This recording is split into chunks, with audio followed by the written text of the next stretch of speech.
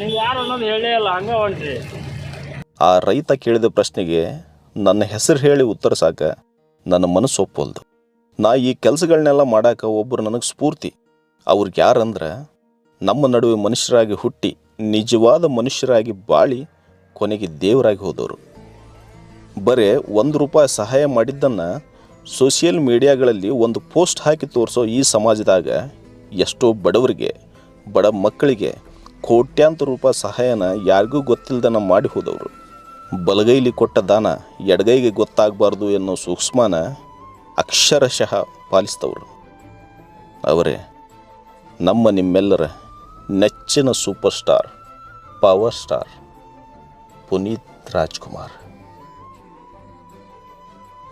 ನಾವ್ಯಾರು ಅನ್ನೋ ಈ ರೈತನ ಪ್ರಶ್ನೆಗೆ ನನ್ನ ಉತ್ತರ